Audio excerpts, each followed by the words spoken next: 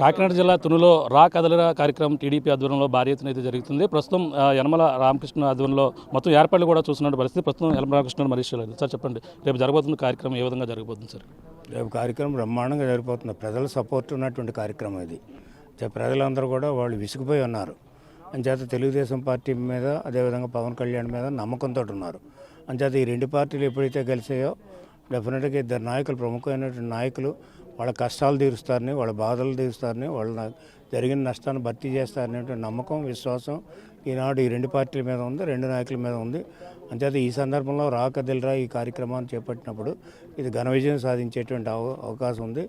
రేపు ఇంచుమించు దగ్గరికి వచ్చేటప్పటికి ఈ ఎలక్షన్లో 2024 ఎలక్షన్లో ఓటమి తథ్యం వేళకి జగన్మోహన్ రెడ్డికి ఆ సీట్ నుంచి బయటకు లాగేస్తారు. మొత్తం ప్రజలే లాగేస్తారు. ప్రజల్ని వీళ్ళు లాగడం కాదు, ఎమ్మెల్యేస్ని వీళ్ళు లాగడం కాదు, ప్రజలే జగన్మోహన్ రెడ్డిని ఆ ముఖ్యమంత్రి సింహాసనం నుంచి లాగి అదేవిధంగా పట్టం ప్రతిపక్షాలకి ఈ యొక్క కూటమి కడతారనే నమ్మకం ఉంది. దాంతో మేము ఈ కార్యక్రమాన్ని చేపడుతున్నాం. ఒక పక్కన వైసీపీ భారీగా మార్పులు చేసుకొస్తుంది, అలాగే టీడీపీ వ్యూహం ఎలా ఉండబోతుందంటారు?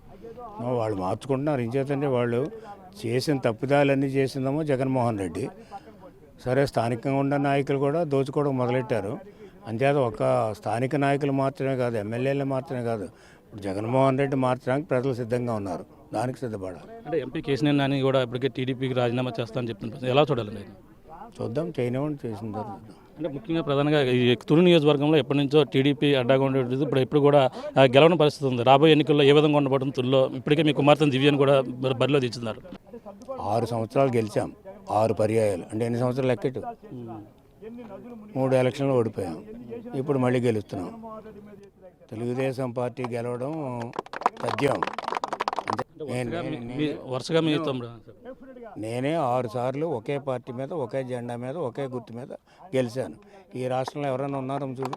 తునిలో కూడా టీడీపీ మళ్ళీ జెండా ఎగరబోతుందని చెప్తున్నారు. అలాగే రేపు జరగబోతున్న కార్యక్రమం కూడా భారీ ఎత్తున అయితే ఏర్పాట్లు చేస్తున్నారు. అన్ని కూడా దగ్గరుండి యనమల రామకృష్ణ గారు కూడా దగ్గరుండి చూస్తున్నారు. అంటే రేపు లక్షలాది జనం అయితే ఇక్కడికి వచ్చి హాజరవుతున్న పరిస్థితి అయితే ప్రధానంగా ఉన్న నేపథ్యంలో ఇక్కడ అన్ని ఏర్పాట్లు కూడా దగ్గరుండి చూస్తున్న పరిస్థితి. అది తునిలో గతంలో వరుసగా విజయాలతో చేకూరుతున్నటువంటి నేను మళ్ళీ తునిలో మళ్ళీ టీడీపీ జెండా ఎగరబోతుందని చెప్పేసి ప్రధానంగా యనమల రామకృష్ణ గారు చెప్తున్న పరిస్థితి ప్రధానంగా కనబడుతుంది. ఇది కూడా తాజా పరిస్థితి. కెమెరామెన్ రామతో ప్రకాష్, RTV తుని నుంచి. మరిన్ని వీడియోస్ కోసం ఛానల్ ని సబ్స్క్రైబ్ చేయండి. లేటెస్ట్ అప్డేట్స్ కోసం వాట్సాప్ ఛానల్ ని ఫాలో చేయండి. అండ్ లింక్ డిస్క్రిప్షన్ లో ఉంది.